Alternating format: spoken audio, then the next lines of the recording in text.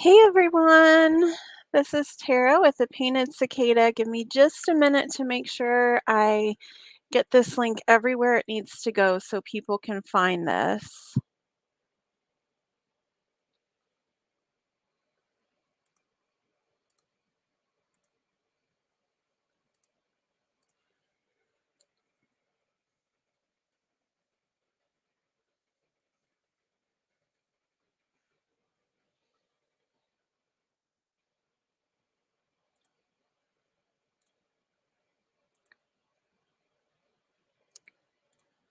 Let me make sure I get the link here in the event.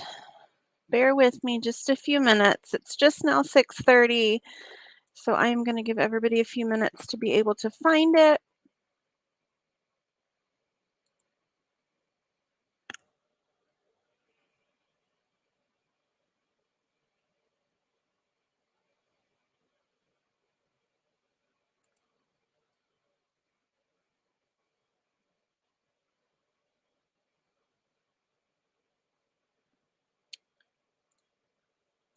All right. I think I am everywhere. Let me make sure it shows up in the event.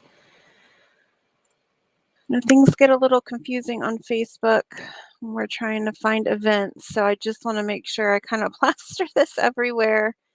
So bear with me. All right, it's in the event. Da, da. And there I am at the top of Online Paint Night. Okay, awesome. Hello, everyone. Welcome. If you have not painted with me before, my name is Tara Lynn. I am the Painted Cicada. And I am primarily a mixed media artist, but I started my art journey years and years and years ago with watercolor. So I really like to go back to watercolor every now and again. And I thought that this fairy lesson for Magical May was just a really fun way to get out watercolor and do one of my favorite techniques, which is this beautiful sky technique here that we use salt for. So I'm so glad that you guys are here with me today. If you are joining us, feel free to say hi in the comments. Um, we're still sending messages. If you have questions, you can definitely put those in the comments and I can see them. I am going live on StreamYard. Hey, Cindy. Hey, Leah. So if you have not yet given StreamYard permission, just make sure you give permission. Otherwise, it won't show your name. For example, here, somebody said, hello, hello, Facebook user, but I won't know who you are if you don't give StreamYard permission. So it's not a big deal if you can't figure it out. I always just mention that, but um, yay, so let's get started. I'm glad you all are here. This lesson is super easy. It's not very complicated at all. The hardest part is going to be drawing that fairy, and there is a tracer available. There's a link in the event. If you want to print it and then transfer it, you can do that. But also, if you're not comfortable with drawing a fairy or tracing out the fairy, you can change it. It can be a dragonfly, it can be a butterfly, it can be a bat, it could be anything you want it to be. So don't be afraid to take this and change it and make it your own. Oh, first time watercolor painting. Well, I'm glad you're here. I'm glad you're giving it a try. Don't be afraid to let me know if you've got questions. I am a huge art supply junkie, so I have tried a billion different kinds of watercolor and papers and all of that. So hopefully if you have questions, I can answer your questions. Quickly, let's go over the supplies that you need, okay? So first, you're gonna wanna have watercolor paper. And my absolute favorite watercolor paper is this Canson XL. They sell it at almost every art store. So Michael's has it, Hobby Lobby has it, Joann's has it. And then, of course, art suppliers like Jerry's Artorama and Blick, Amazon Plus, pretty much you can find this everywhere. This is a really nice mid-grade paper, and it runs, I mean, it's going to vary depending on where you buy it from and the area of the country that you live in. But I usually pay about $8 every time I buy one of these for 30 sheets. Um, but it's great paper. It behaves really well with the watercolor. Um, and the reason we use watercolor paper is because we want something to be absorbent. And that helps the watercolor move and spread like it's supposed to. Where if you use a coated paper or a thin paper, like copy paper, it just doesn't behave like watercolor. So that's why we use watercolor paper. Of course, any brand is fine. You're going to need watercolors. And my absolute favorite kind of watercolor is these Dr. P.H. Martin's. Um, that's not going to focus in on that because I've got it focused in down here. But these are Dr. P.H. Martin's Radiant Liquid Watercolor. And they're already, what I like about these is they're already liquefied. They're very vibrant, so I love how they turn out. The three colors that I'm going to use this evening is black for the grass and the fairy, and then blue and purple. And you can choose any shade of blue and purple that you want. You can even change the colors. It doesn't have to be blue and purple. If you want to use yellow and green, that's fine. If you want to use purple and magenta, that's fine. You're just going to want to pick two colors that blend well together. So, um, totally up to you what colors you use. When I'm working with watercolor, I like to sometimes give different samples. So I'll also be working with these Prima confections. These are Art Philosophy brand, and they come in a little palette like this. And it's the same material. It's the same what's the word I'm thinking of? It's the same art supply, basically. It's just in a different form. So, unlike the liquid watercolor that's already liquefied, you just need to add water to this to get it ready. And so, um, that's really the only difference there. So, you also can have watercolor that comes in tubes, and I don't have any of that available.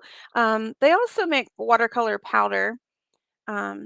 Really any kind of watercolor that you have will work. The only thing I don't recommend is Crayola watercolors, um, or like uh, watercolors that you would buy in the kids' school supply section.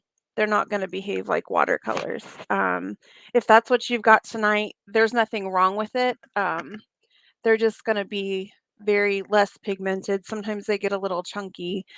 But use what you have. You can make beautiful things with all levels of supplies, and you don't always have to spend a fortune. Paintbrushes, if you are interested in watercoloring a lot, these are Royal Langnickel Aqualon is what they're called, and I really like them. They're about $20 a set, but I've had these for several years, and watercolor is very gentle on brushes. So I tend to spend money on my watercolor brushes because they last so long. I don't spend very much money on my acrylic brushes because acrylic is very hard on your paintbrushes. Um, and then you're going to want some salt. I got this literally from the dollar store, spent $1 on it, and it's coarse salt, so it's a little thicker. Um, You can also use like thin table salt. It'll just give you a finer grain when we work with it. So if you didn't grab some salt, go snag some salt out of your kitchen. Another thing you could use is if you have a salt grinder, that works as well. All right, so I think I went over supplies. That should have given everybody enough time to get here, get situated. The other thing that I did not mention um, is that if you want to make your moon perfectly round, grab a lid, a plate, just, you can use tape, anything that's round nearby, just grab something that you can use to help you. I've got this circle maker that I use a lot. Uh, and let's get started. All right. Let me put my sample up to the side here. The first thing we are going to do is draw our moon. So you can make yours as big or as small as you want to. I'm going to set mine on the top side of my paper. I'm just going to use a pencil and I'm going to go nice and light and just make my circle for my moon. This is what you need your lid or something like that for. And I'm going to make two of these. With one, I'm going to use my pan watercolor, and on the other, I'm going to use my liquid watercolor. And the reason why I do this is because there's a little bit of drying time, and that way I can make two. Instead of just sitting and twiddling my thumbs, I can stay productive. So the first thing you're going to want to do is draw that circle.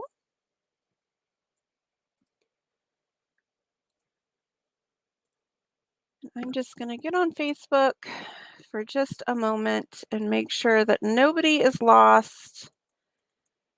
I always get lots of questions about where do I find what I need. Okay.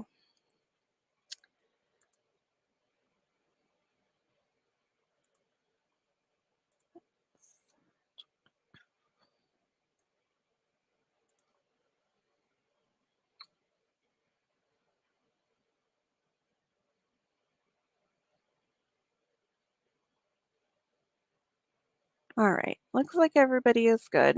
All right, so we make our circle.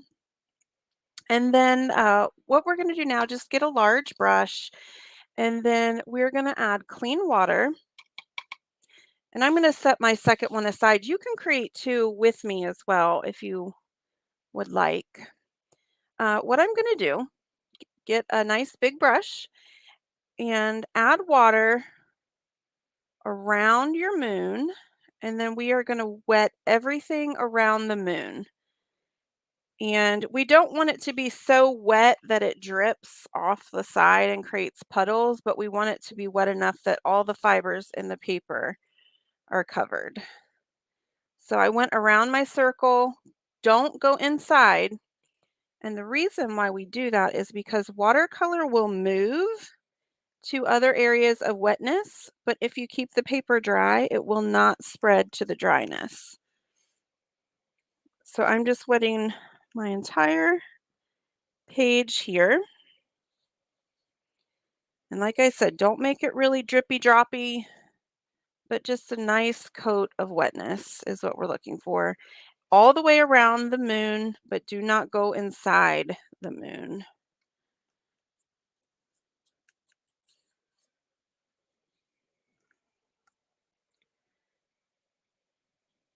And I'm just working with one sheet right now. I'll go back to the second sheet while this one is drying. So add a nice thin coat of water. And then what you're going to want to do is either add some water to your paint to get it liquefied, or if you've got this liquid paint, just go ahead and put some out. I've already got some out, so I'm just going to activate it here.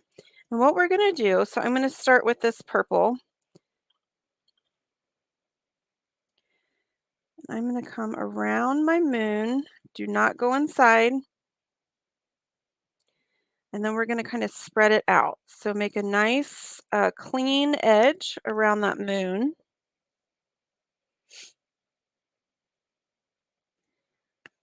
And then we're just going to fill in the background with color.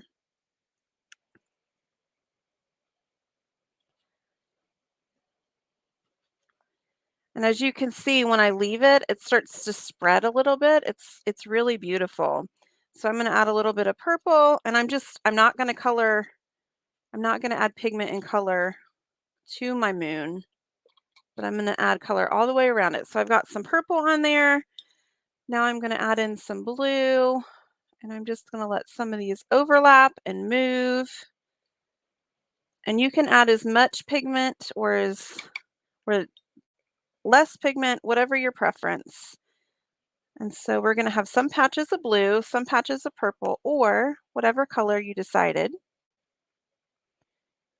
And this is called wet on wet. When you take wet watercolor and you put it on wet paper, this is a wet on wet technique. And what we're going to want is just different patches of more and less saturation and different patches of color. So some are going to be blue, some are going to be purple, some are going to be a mixture of both. And we're going to work quickly. That's why we do the edge around the moon. We make that nice and crisp, and then we can work quickly on the rest of the paper, just kind of spreading this out.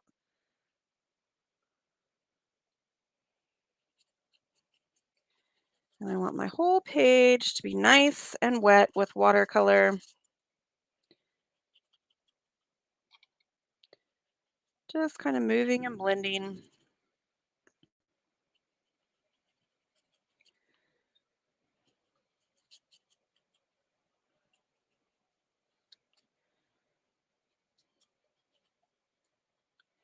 All right, now I said we move quickly. This part goes fast.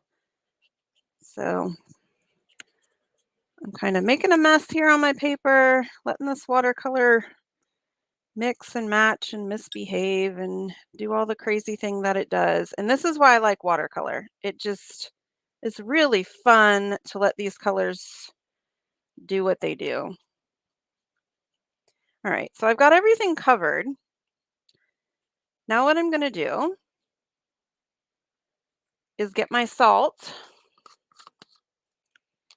I'm just going to grab a pinch of salt in my hands, and I'm just going to sprinkle it around this moon here. And you can kind of experiment. You can use as much or as little as you want. There's no right or wrong. And the salt is going to create a beautiful grainy effect on the background.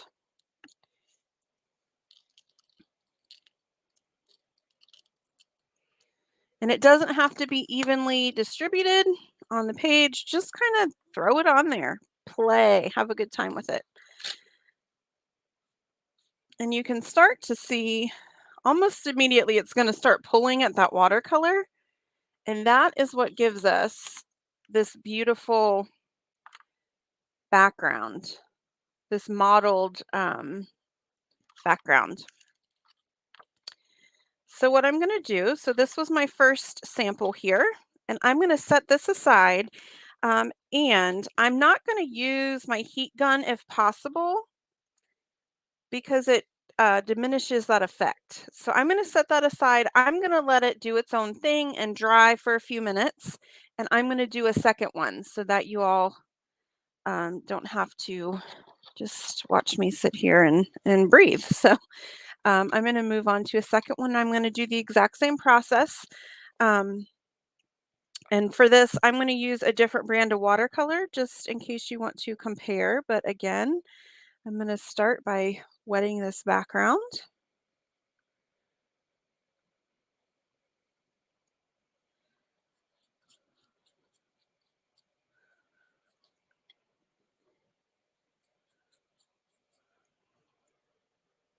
Yes, it's just it's regular salt. I got it in the grocery section. I use, of course, sea salt because it's larger, but you can use regular table salt. I've used table salt and it's beautiful. It creates a little finer of a grain. But yeah, this is just a generic brand I got at the dollar store because it's a nice big bottle. You can use a salt grinder if you've got that. You can just use, just a normal Morton salt. You can also use like pretzel salt as well. Any kind of salt will do. Himalayan sea salt, regular sea salt, whatevs, whatever you got. All right, so this is my second sample here. So I've wet my page, and then I'm going to do the same process with a different set of watercolor. And I'm just going to kind of move in, and this was, I don't know, kind of a burgundy, so it'll be a little different. I'm going to make sure I go around this moon to have a nice crisp edge.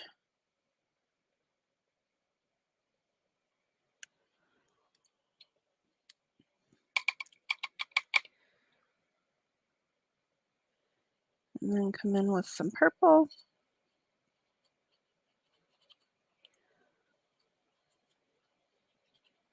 I'm doing the same process again.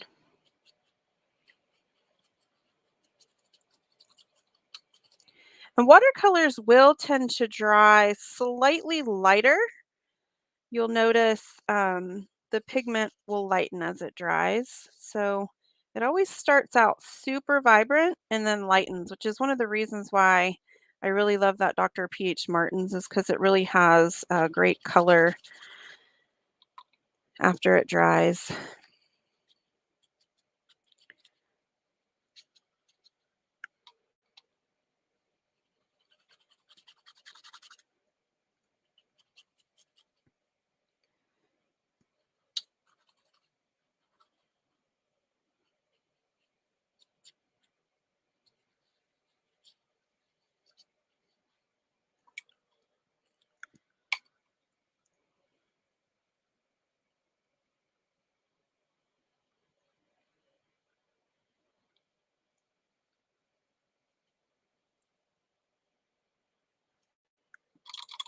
All right, so for the second one, I've got my color. So I am gonna sprinkle some salt on here, just like I did with the other one.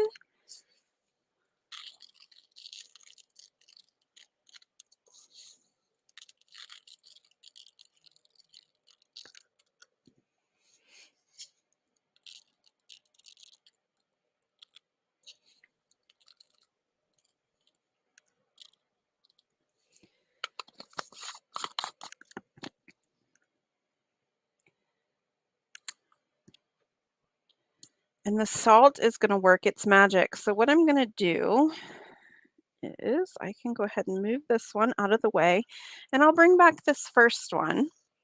And as you can see, the salt has started to do its thing on the background there. So it's a really beautiful effect, and you can use this a lot of different ways when you're working with watercolor.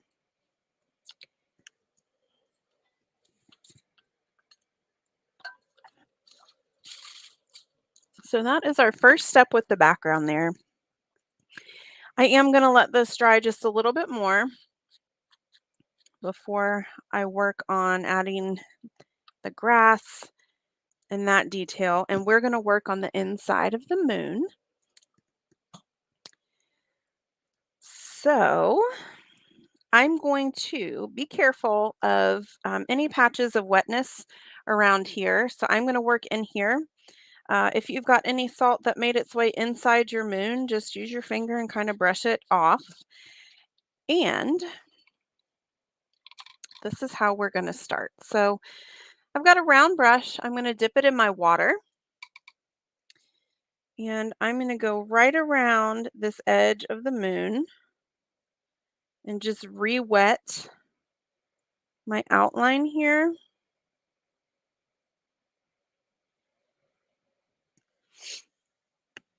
And then I'm going to come over to my watercolor. I'm going to use the same colors I used on my background, blue and purple. And I'm going to mix my blue and purple over here to the side.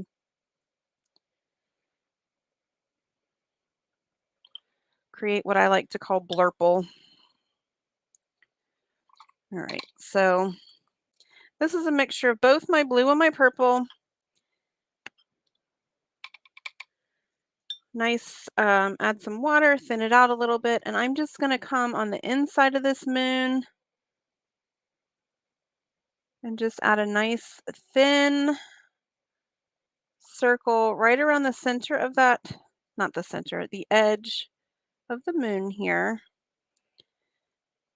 Rinse out my brush, And now what I'm going to do is just kind of fuzz that out a little bit with water. And then I'm going to wet the whole inside here. And I'm going to add kind of those moon shadows. When you look up at the moon, you see lots of texture and shadowing. And I'm going to use this blue purple color and just kind of add some of those fun little patterns we see on the moon. And I'm just going to tap it in, let it blend out a bit. You can darken some areas by tapping in more color if you want to. But this just kind of adds dimension. We did wet on wet again, so it is going to blend out. And that's exactly what we want. We want some shadow on that moon. Some mountains and all those fun things that we see in our moon.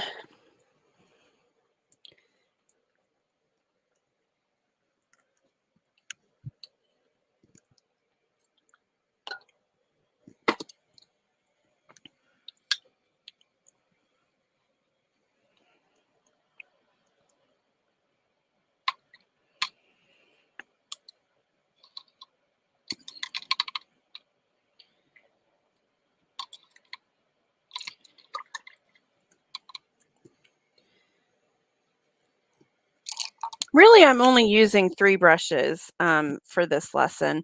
I've got my large that we did the background with. I've got a round, and then I'll be using just a teeny tiny brush when we do our fairy and some of our finer grass details.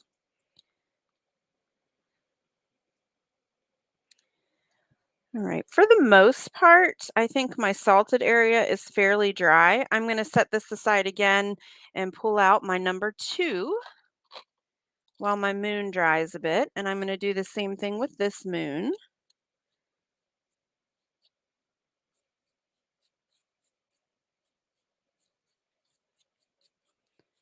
So again, I'm brushing any salt I have off my moon. I'm going to come through. I'm going to wet this outline here all the way around.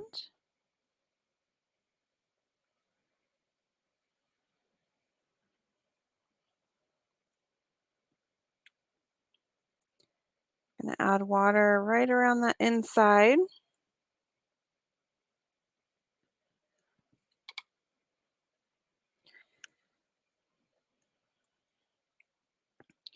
Going to thin down some of that color that I used for my moon to create kind of a hazy halo.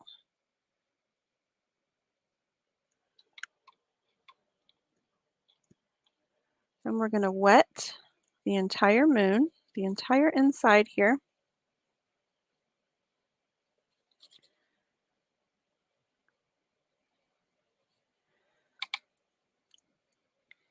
And then I am going to tap in color to create some of those moon craters and shadows.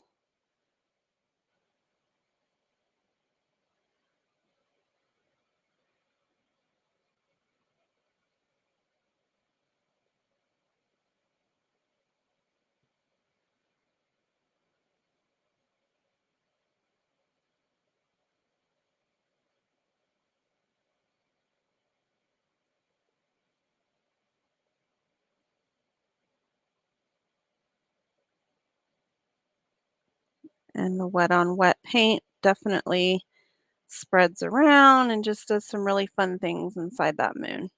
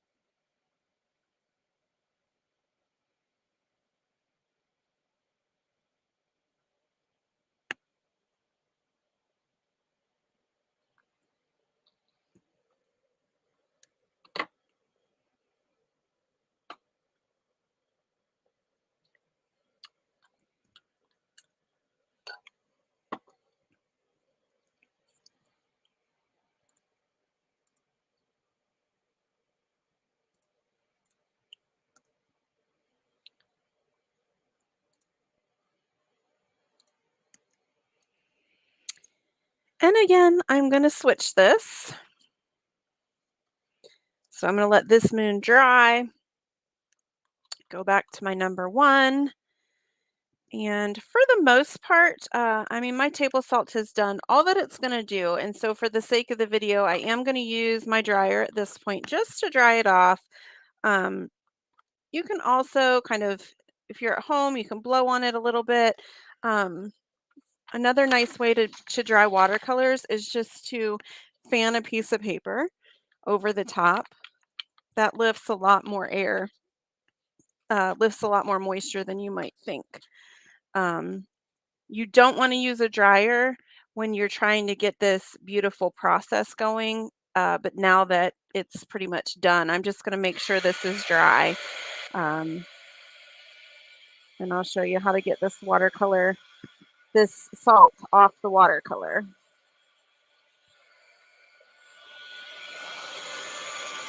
Now you may notice, like if your watercolor paper, like mine is kind of curling, that's when the fibers of the paper dry unevenly. So sometimes if you just lift it up and dry the bottom slightly, it'll flatten out.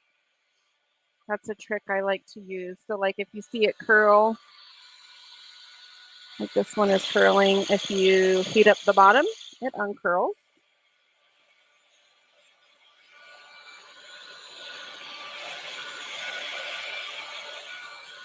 I really like how this background and this moon turned out, even more than my sample. This was nice, nice, nice. I like this one.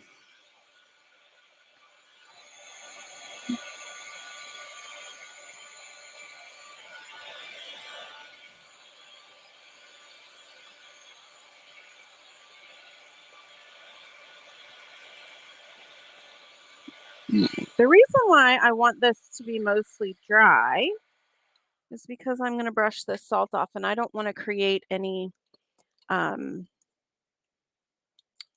smudges. So just make sure it's dry. I just am going to use a large dry brush and you can just kind of brush it right off onto another piece of paper.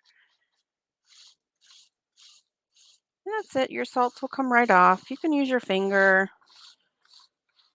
You can use something with a straight edge and kind of scrape it. I like to be gentle with it just in case. I don't want any smudges or rips or tears. So I just go around and brush off the salt.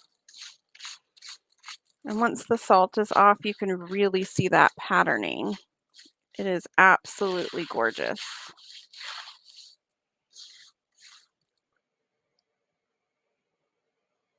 Isn't that fun?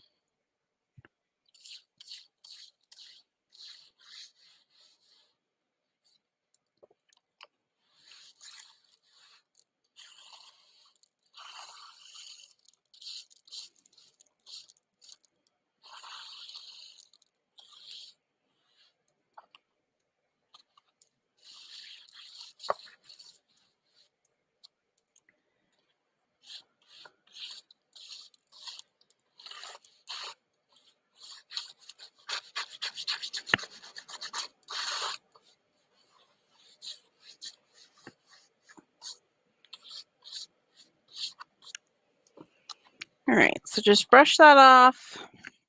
I just brush it off and dump it into a garbage can. So this is that final background. I absolutely love this process. I could do it over and over and over again. I could run out of subjects before I stop loving this background process. So I do it all the time. So now we've got this beautiful background.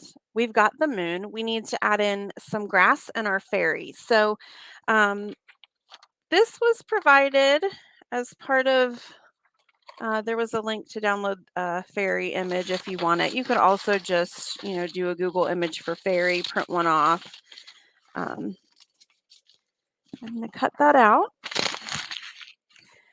Again, like I said earlier, if you were here with me, you don't have to use a fairy. You can make a butterfly, you can make a firefly, a bat, anything you want to put up here in the sky. But what I'm going to do to transfer this is I'm just gonna scribble on the back here with a pencil.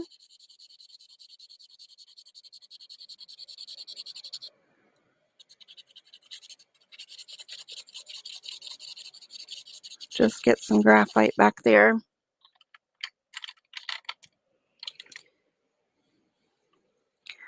I am going to finish my placement, like figure out where I want this fairy to go, how I want her sitting, and then I'm going to trace her. And when I trace her, it will transfer that pencil graphite. You can also use transfer paper if you have it. You can use chalk if you have it in the same way.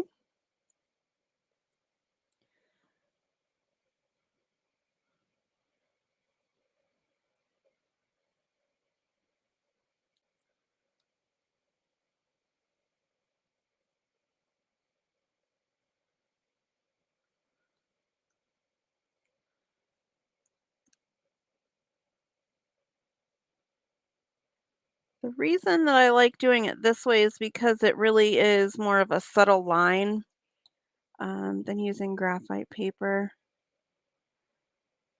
But any way you choose to do it is fine.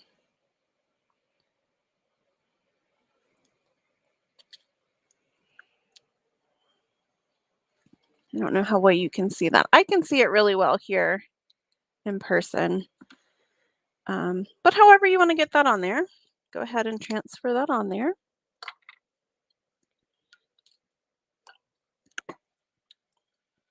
And then I'm going to use my black watercolor.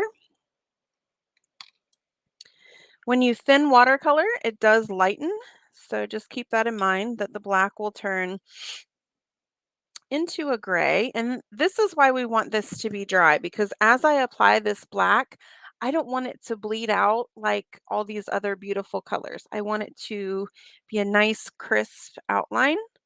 And if the paper was still wet, we would not get that. So this fun little fairy is just a silhouette. So once I have the outline, I'm just going to come through and fill her in.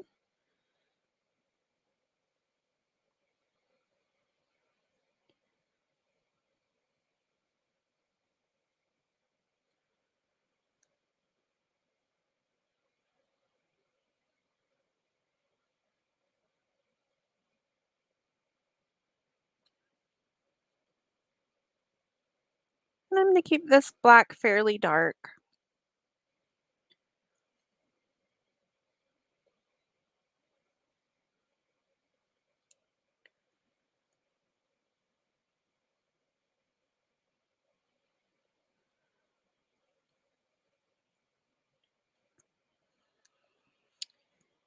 I provided that sample silhouette to use as a tracer just because I feel like it would be difficult to explain step by step how to draw a fairy.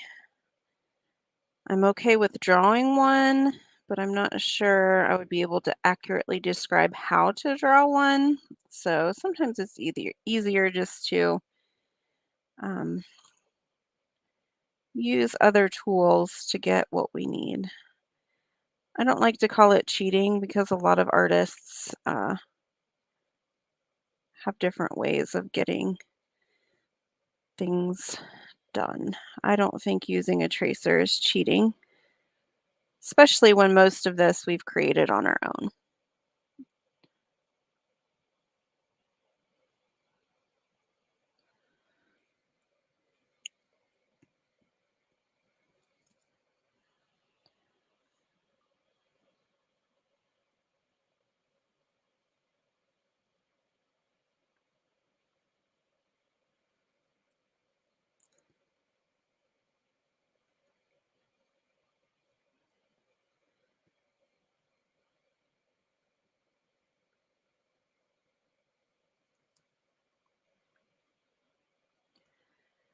So for the wings here, I'm going to make sure I add some fun little pattern in there, just like a butterfly would have, since she's a fairy and all.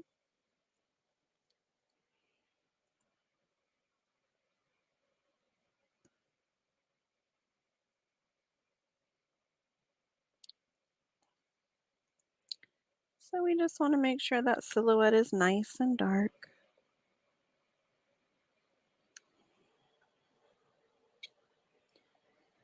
All right, I'm going to set her aside and I'm going to do the same thing for my number 2.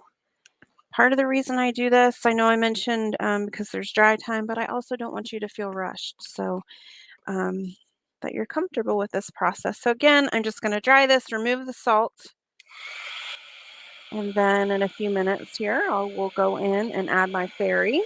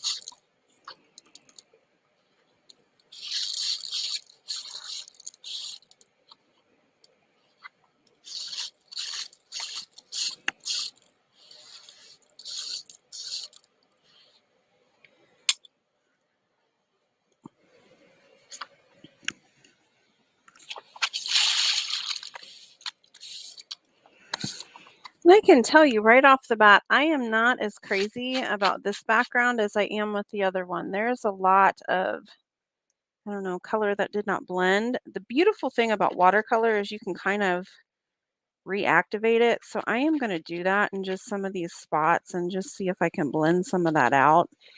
When you reactivate, it is going to make kind of some blotchy. If you choose to do this, just know that it will make the edges of the wet areas really apparent. So they'll be kind of like weird outlines. I'm fine with that. I'm just going to spread some of this blue out since it kind of got chunky right there. I'm not crazy about it. And wherever I do that, it will undo that salt effect because it's basically reactivating that paint and the paint is going to cover the salt. So I'm glad that this happened though, just to show you guys that, I don't know, sometimes things don't turn out exactly how you like them. You can always just play with it and rework it. That's kind of the beautiful thing. The fun thing about watercolors is you really can reactivate and play. And I don't know, you can't do that with acrylic. You can't really do that. So I am gonna blend out that paint. I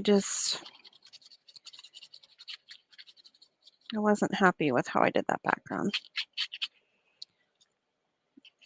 So I will need to re-add my salt to this one. But since this was my plan B, I'm not all that worried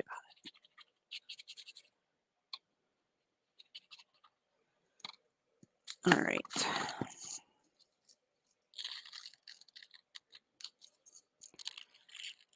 So salt take 2 for the parts I didn't like. The inside of my moon should be pretty dry here, so I should still be able to add my fairy. I'm just going to zap the inside really quickly just to make sure none of that is going to bleed.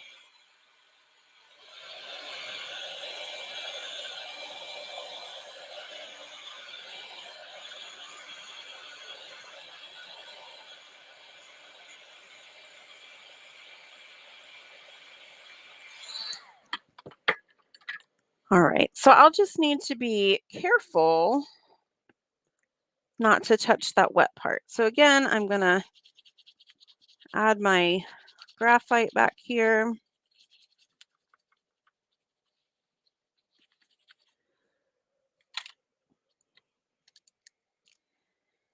And then I'll put my fairy on here. This time maybe I'll have her go sideways.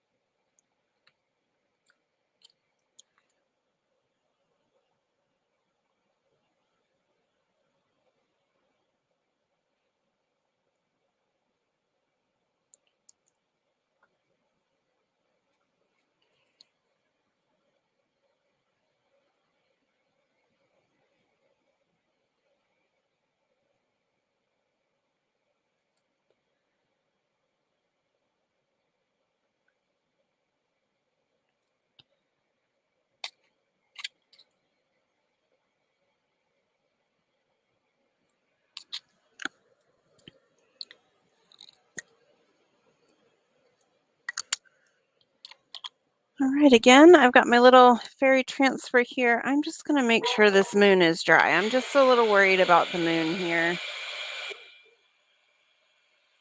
Sorry about my dogs barking. I'm sure that's my husband coming home. My dogs need to let me know.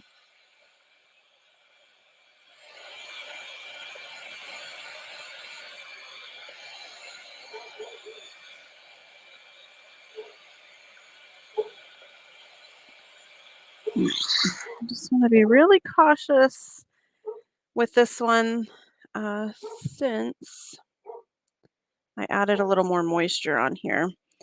So again, I'm just going to add that silhouette of my fairy, and I'm just going to be careful of the salt since I know that is all still wet.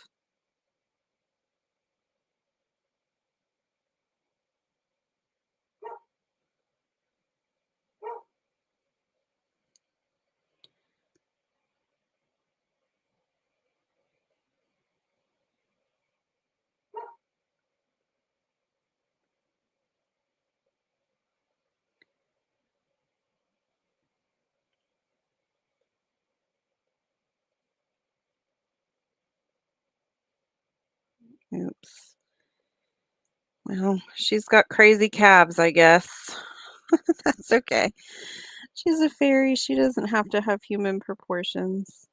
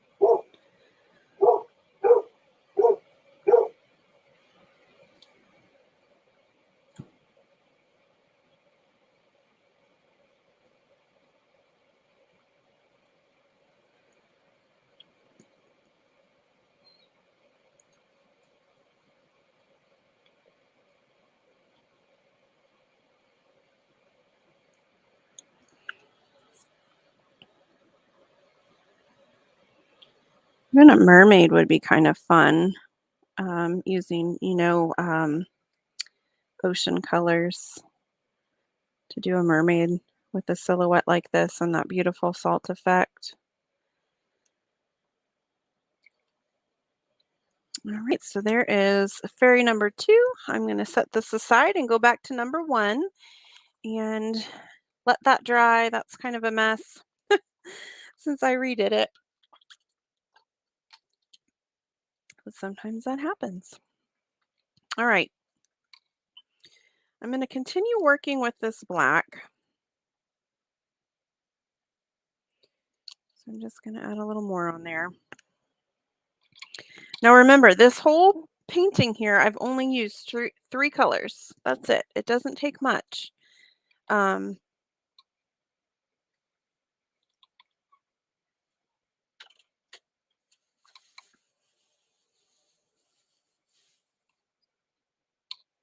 Sorry, my husband came in the room. But he brought me gifts. He brought me ice cream, so I don't know. That's exciting. Now I had chocolate chip cookie dough. So I guess I get that after I finish my lesson here. Get out. Get out of here. Wave to all the people at home. No, you don't have to wave to the people at home. All right, so we're going to move into the grass. You're going to need black for that. I'm going to start with kind of this medium size round here. I'm just going to dip into the black, and we're just going to start with some blades of grass. I'm going to start with my tallest ones. You're going to want just a few that kind of come up here by the moon.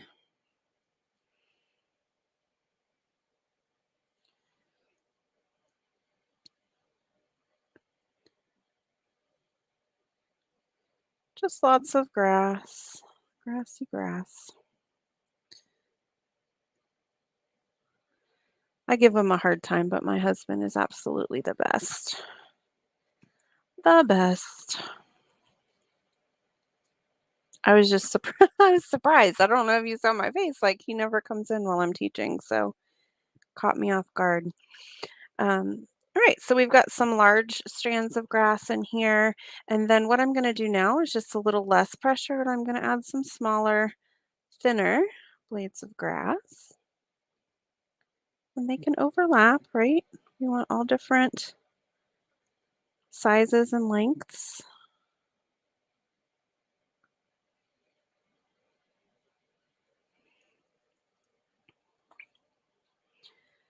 All right, the next thing I'm going to do, what to do with my paper, I'm actually going to show you on a separate sheet before I do it on my painting. So we want to add different types of grass and floral fauna, not fauna, I don't know, botanicals. That's the word I was trying to think of.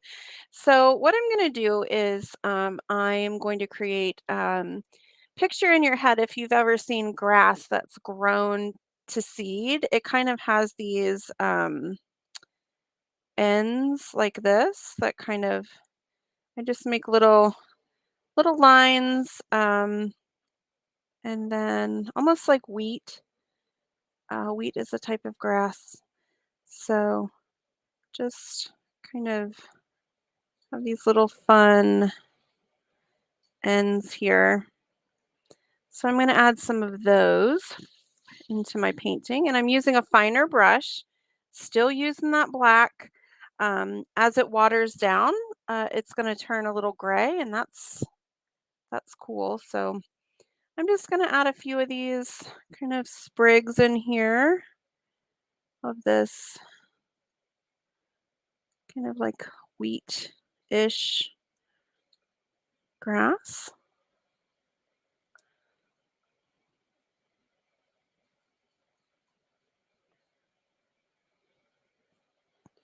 Again, just kind of be a little random with it.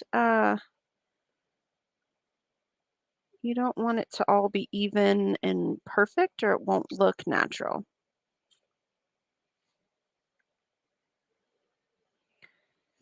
So add those wherever they feel right, but don't overthink it.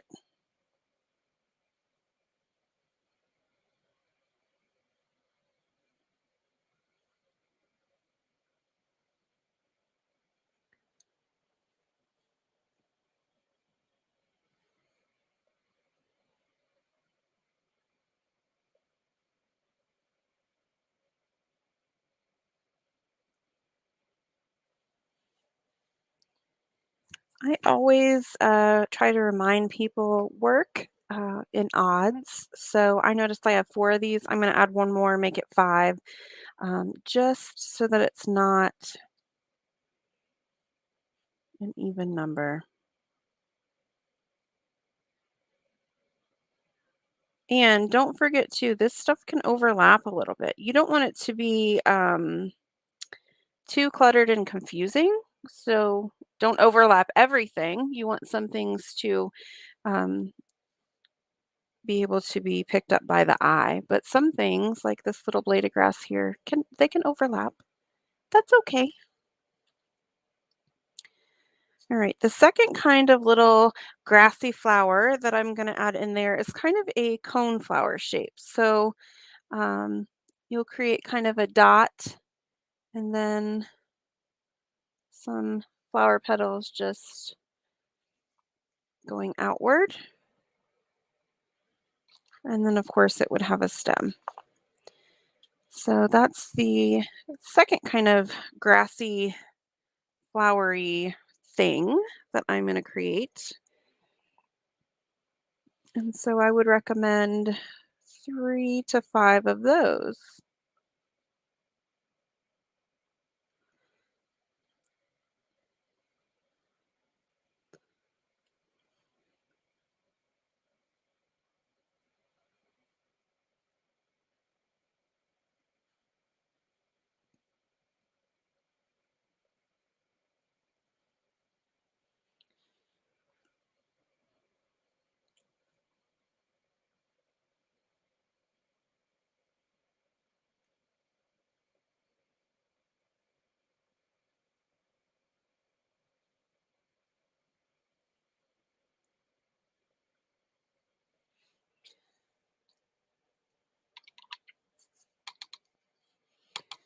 All right, so I added in 3 of those. My shirt, I don't know if y'all are watching me. I'm sorry I keep messing with my shirt. It's driving me crazy.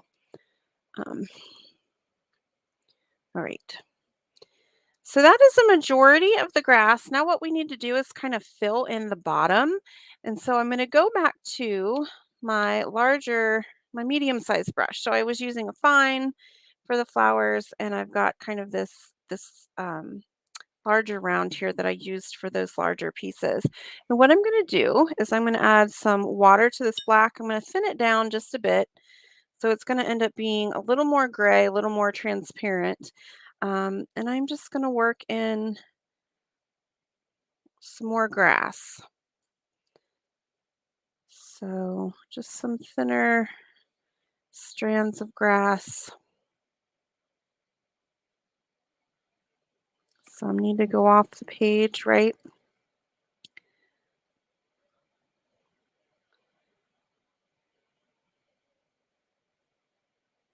I don't want to go too crazy.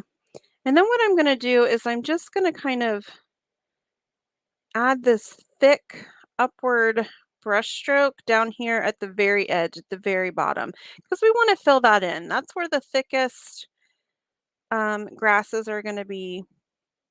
I don't want to see too much purple at that bottom edge. So I'm just using this kind of thick side, and I'm just doing thick strokes upward. And that'll kind of just thicken up that bottom there.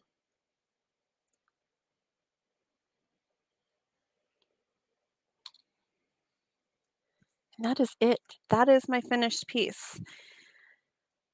So I'm going to set this one aside and go back to number 2 while this dries. All right, so I need to get my salt off of this. And I think I am much happier with this blended background. Oops, it was still a little wet, so I do have some smudging. That's all right.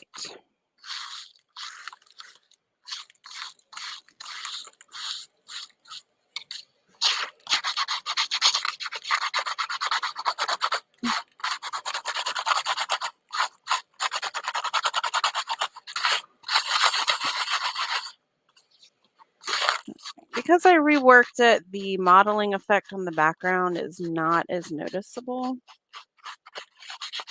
That's okay. We've still got a little texture effect in there.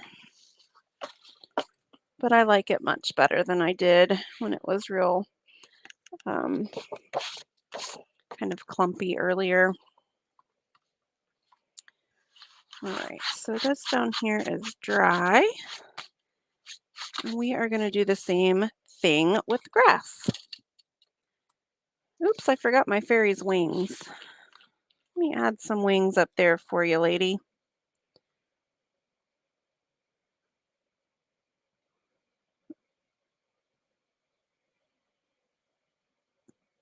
All right.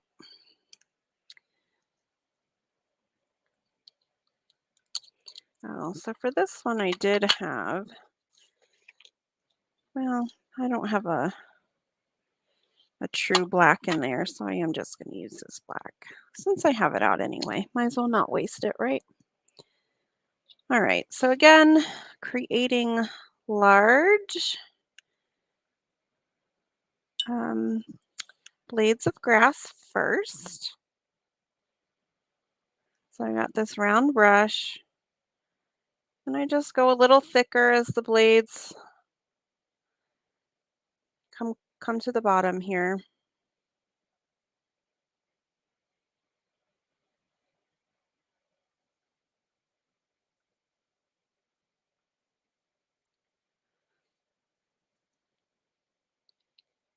My black is watered down a little bit from earlier. So need to darken this up just slightly. All right. Now we're in business.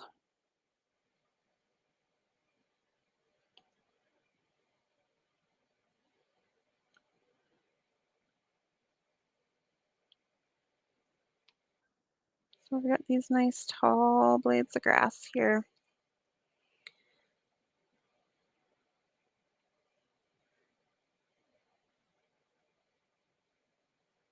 All right, so the process was tall blades of grass, and then we come back through with a few shorter blades of grass. And we're just filling in this space, whatever feels right.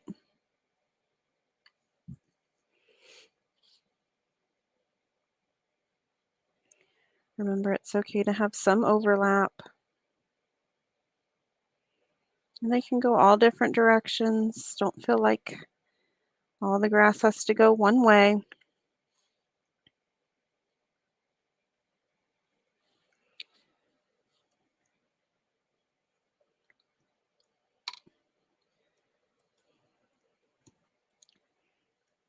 All right, so we have our blades of grass in there. Now we are going to add the wheat-like grass, which again was just kind of these, I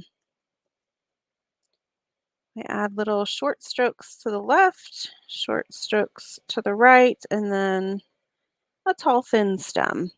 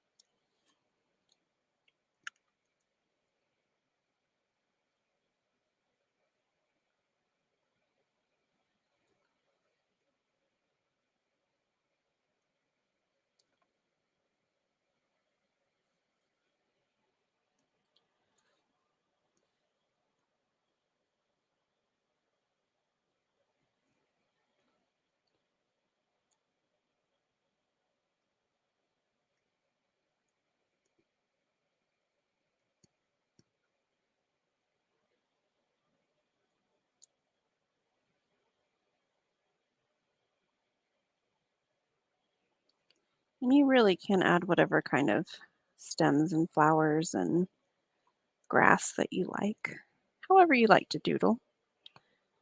All right, so I've got some of those, and now the last um, type of grassy flower we're going to add is kind of a cone flower design. So it's just a dot in the middle and then petals that kind of radiate out with a long stem. So that is the final flower here.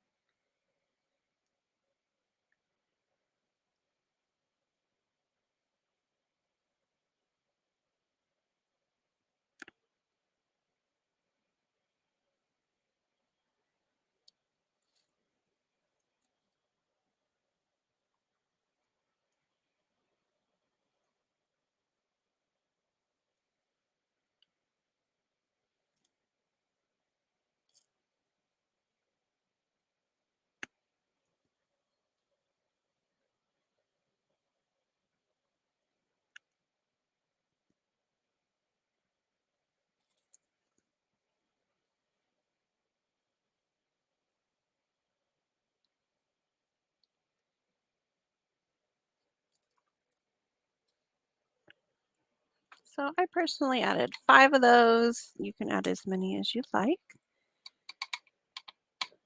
All right, coming on to the home stretch here.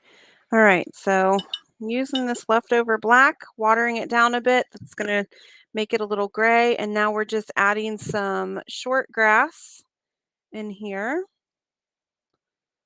Making sure we have some that goes off the page, filling in some of these empty areas, going in different directions,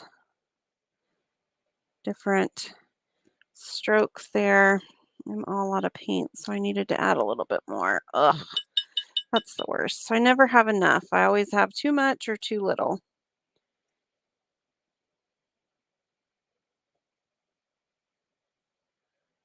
So short grass here, filling in some of these patches, and then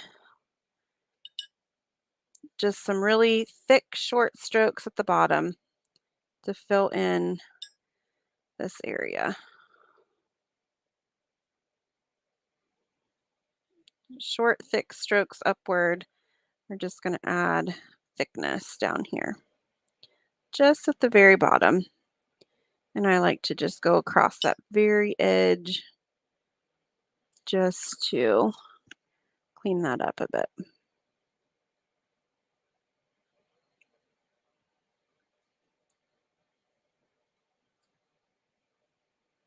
And that is it for the second one. And let me show you another little fun thing you can do. So if you've got anything with glitter in it, so I've got this extreme glitter paint. You can always just touch in a little bit of glitter as well, which, like, I'm going to add just a little, oops, that's salt. Get away, salt. Just going to touch in a little bit around her wand. This is not going to pick up very well on camera, but then you can just add kind of a little fairy dusting of glitter on your piece. Don't go too crazy.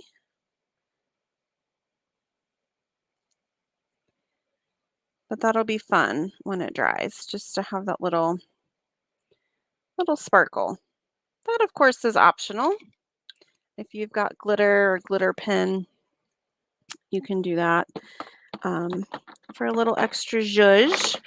And so let's compare these two. So this I did kind of with a burgundy purple. I wasn't too crazy about that background. I did rework it a little bit. And then this was my first sample there with the blues and purples. But just to show you, you can change up the colors. Absolutely, you can change up the way the grass goes. You can change up the direction of the fairy. You can use a butterfly. You can use anything you want up there in that moon. It is a lot of fun to create and super easy. On this one here, I did add a little bit of glitter, as you can see. I didn't go too crazy, but when that dries, that'll be fun. So I encourage you to give it a go. Make it your own. use whatever supplies you have on hand. When I'm finished, I will go back into the group here and I'll add in just some links to my favorite watercolors if you're interested. Totally optional. You don't have to use those, but people like to ask me about the supplies that I use. So I will do that. If you're watching on the replay, definitely throw a comment in. Let me know that you're here. Um, and I appreciate you guys. Again, my name is Tara Lynn. I am with the Painted Cicada. I would love it if you would give me a follow on Facebook. It's just facebook.com/painted cicada. My website is paintedcicada.com, and my name is Tara Lynn. I'm a mixed media artist, but I did get my start with watercolors. I love watercolors, and so for the month of June, I am going to do quite a bit more with watercolors on my website and on my page. So thank you all so much for joining me. Keep an eye out for the events for Magical May. We do have some guest presenters, and it's been a busy end of month for a lot of people, but we will continue to update those and have some fun things planned for the month. We also have prompts every day. They're pinned at the top of the group. So if we don't have an event planned, we do have a prompt for you just to encourage you to continue to create. And use hashtag Magical May so we can see all the fun things that you create. So that's all I have for you tonight. Thank you so much for joining me. If you're free tomorrow night, I do have a romantic rose painting on my page. So check it out on Painted Cicada on Facebook, and hopefully you can join me again tomorrow.